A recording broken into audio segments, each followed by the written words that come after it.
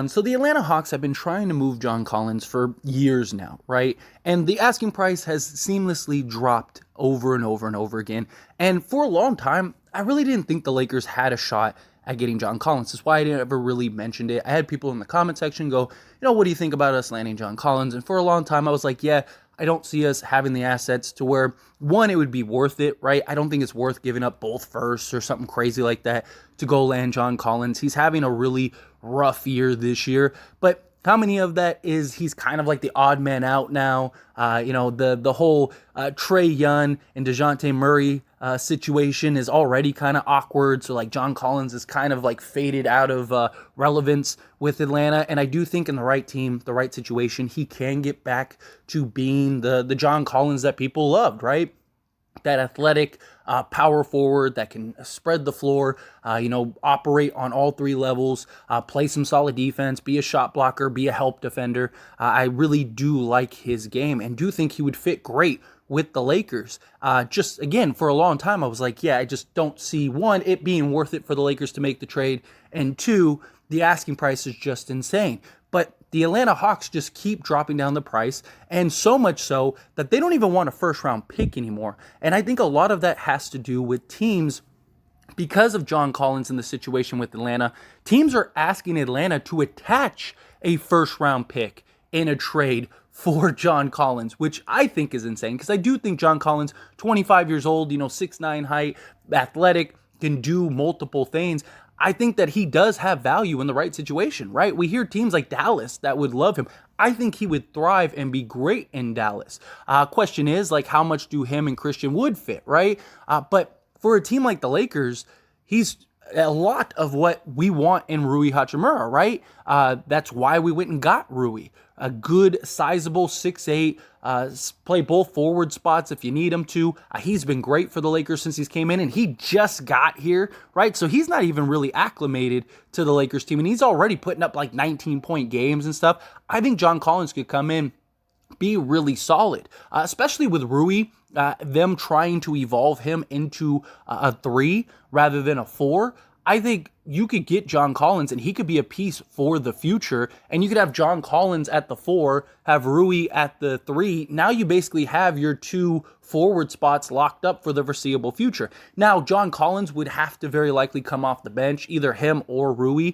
But I don't think that would be the worst thing ever, right? And if John Collins would be willing to come in and embrace the role and just be like, hey, I want to be able to contend. I want to be able to compete, whatever you need from me. I think that he could be a very solid piece. He could even, in certain spots, play the small ball 5 with his athleticism if you need him to. I think he'd be a valuable piece. And it doesn't hurt to have more 6'9", sizable wings that are only 24, 25 years old, right? So if the Lakers could land him, I don't think it would be, I think you do it, right? I think if you could reasonably go get him for, say, Patrick Beverley, Lonnie Walker, and maybe 3 second-round picks. Maybe you do the same package that you did for Rui Hachimura. If you can land him for that, why not? I don't think it hurts. And he's always going to be a valuable trade chip. And if he can kind of get back into form, then he would be huge for the Lakers, right? And so what has been said is that the Hawks decrease asking price for forward John Collins. Atlanta is motivated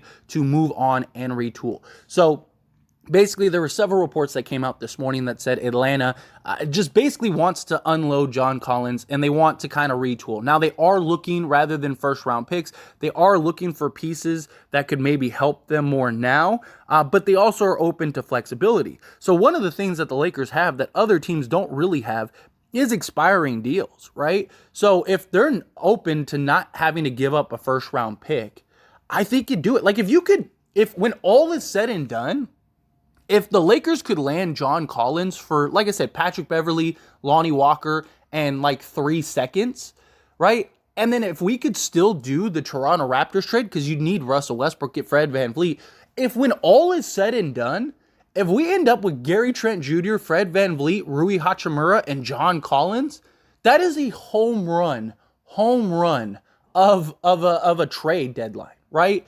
I mean, seriously, you would have forwards for now and the future. You'd have a shooting guard and a point guard for now and the future. Even after LeBron and AD fade out, you'd still have Fred VanVleet, Gary Trent Jr., Rui Hachimura, and John Collins, all you need to do is just find a viable five, right? Like that would be great. And then who knows what Max Christie evolves into. Max Christie's been great for the Lakers in limited run as a 19-year-old rookie. Maybe he blossoms and turns into something.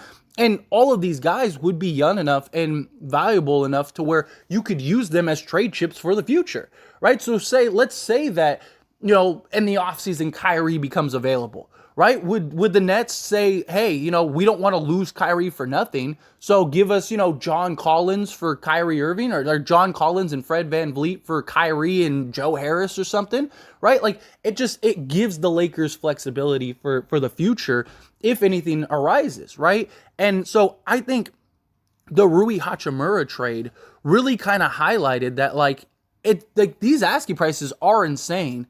And it's not out of the realm of possibility the Lakers can land a guy like him, right? I mean, Rui Hachimura, many people thought when he became available, there's no way. I mean, most Lakers syndicates weren't even talking about it. I got lucky with timing. I made a video and then literally an hour later, the Lakers traded for Rui. But it was just the asking price doesn't seem to be insane with Rui. So I think the Lakers actually have an opportunity to go get him. Why not? And they got him for cheaper than I thought they would. I was like, do you go and get Kyle Kuzma and Rui for maybe the firsts? Right? And they were able to get him for 3 second-round picks, when in reality, it's really only 2 because they only give up one of the favorable picks in the 2028, which is either the Lakers pick or Washington's pick that they gave them. They gave them Chicago's pick, and they gave them their 2029 second-round pick, right? So the Lakers still have this year's second-round pick. So you could package 3 or 4 second-round picks and go get a John Collins. Or maybe you could work out a deal and get Bogdanovich and John Collins and maybe work something out, right? What if you could take Russ and maybe a first-round pick, go get those pieces, right? And now you got a shooter, you got a forward, I don't think that that's the worst-case scenario, right? And then maybe the Lakers could then take Patrick Beverley and Lonnie Walker and maybe go get Gary Trent Jr. I think that with the Rui trade, it showed that, one, these forwards that we thought are going to be insanely priced really aren't going to be that insanely priced, depending on the situation, which Rui, it was kind of in the same situation that John Collins with the Atlanta Hawks were in. So it's kind of the same situation where the Lakers might be able to be the team that benefits and comes in and goes, hey, we don't want you to attach anything. We don't want you to give us anything. We'll give you a couple seconds. You're not getting a first. We'll give you that cap relief, and boom, there you go. Everyone's good. Everyone's happy. You get to move off of John Collins. You get a couple assets for the future. You get to clear up some cap space and kind of retool and revamp whatever, rather than taking on some long-term salaries that you may or may not want that you're trying to test out. Instead, take this deal, take these guys, and then go kind of work out in the offseason what direction do you want to go. I really think that it's a real possibility that the Lakers could land John Collins. Now, is that the best move? Is that something that the Lakers should put as a priority? Personally, I don't think so. To me, number one priority should be the Toronto trade. I really think you go get Fred VanVleet, you go get Gary Trent Jr. I think those two guys round out our starting five beautifully. I think, you have VanVleet would be a perfect point guard next to LeBron James, who can spread the floor, knock down the 3 ball, play some solid defense. Gary Trent is a guy that can create his own shot, get to the hoop, score on all 3 levels. He's young. He's 23, 24 years old. He's got true shooting guard size, so he's a guy that can actually be your shooting guard. Last season, he was 3rd in the league in 30-point games, which is crazy. So he's a guy that can score, can get hot, and put up points in bunches. That's the move that I think would be the best, because then also that allows Dennis Schroeder to go into the 6-man role, which I think that's what he's best in, and kind of rounds out the bench unit. And then you could take Patrick Beverley, Kendrick Nunn, and Patrick Beverley, Lonnie Walker, take those two, and then package those two, and maybe go get another piece, right? Maybe you could get maybe it is John Collins, right? But if you can figure out a way to land John Collins, I don't think it's the worst thing in the world. I don't want the Lakers to go get John Collins and that's the only move that they make. That to me, I'd be like he's not a dire need, right? You just got him. He's probably coming off the bench. Either that or Rui's coming off the bench. But then are you moving LeBron back to the 3, which at his age, do you really want LeBron running around chasing threes? I just, like, that would be a bit of a concern for me. But, like, although I do think if you did get John Collins and you kept Russ, I think they would thrive because you have John Collins as like a lob threat, and Russ really loves like the winning Gabriels, the Thomas Bryants, the Anthony Davises. I think John Collins would just feast next to Russell Westbrook. So I don't know. Like I said, I mean, I wouldn't be mad. Like if this is the only deal that they did and they pulled off John Collins and we got Rui and Collins, and those are the only moves that they make, like I'm not going to be upset about that. Like that's solid. You just got two young 6'9", 6'8" guys for now and the future. Like, I'm not going to complain about that, right? You got some sizable wings for the long haul. No complaints there. I'm happy if that's the moves you make. John Collins was a guy that just has shown that he could be a, 15 and 10, 20 and 10 guy in the right environment. And I just think that his time in Atlanta, I just think has ran its course. I think they're due for a divorce, and I think John Collins in the right situation could really thrive and kind of get back to being that, 15 and 10 guy. He would help with the rebounding, right? Because he's been a solid rebounder. So he'd help with the rebounding. You could play next to LeBron, play next to AD. You could run him and Rui together. I think it would give you some nice flexibility this season and going forward. He's also would be a nice trade chip, going forward, if something comes up, say a disgruntled star or something like that, with his salary, it's not astronomical. So you could kind of take him and maybe something else and go make a move for that star because the Lakers love to star chase, right? So I don't think it's the worst thing in the world, but it's not at like the top of my list, if I'm being honest. I really want Gary Trent Jr. at least, right? Like if we could get, like, even if it's something like, let's say we take Patrick Beverley, Lonnie Walker, and a first and just go get Gary Trent, and then we take the other first and we get John Collins and Bogdanovich, like, I'd be okay with that. Like, let's do that. Like, I would not be upset with that because now you get your shooter, you have two shooters, you have John Collins, who now could come off the bench, you could start him and bring Rui off the bench, however you want to structure it, whatever you think is the better fit.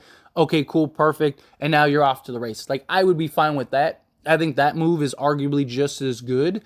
So if you can work it out to where you can land John Collins. Now, I still don't think it's a huge likelihood we land John Collins. Like, I don't want people being like, oh yeah, like that's it, we're getting him. I just think it's realistic now. For a long time, I didn't really think it was realistic that we would land John Collins or that we could land John Collins. But the more we keep seeing Atlanta and the conversations and the reports that are coming out, and Atlanta just keeps dropping their asking price, now I think the window is open to where, hey, like the Lakers might be able to get John Collins. And if you're the Lakers and you have an opportunity to get him, I think you grab him. But anyway, as always, this is a discussion, so I pass the question on you. Let me know your thoughts and opinions down in the comments section below. What do you think? Do you think, yeah, Lakers, if you can, go get John Collins? Are you all for it? Are you not? Do you think, no, go look elsewhere? There's other pieces you would like. However you feel, whatever your thoughts are, I'd love to hear it. Let me know.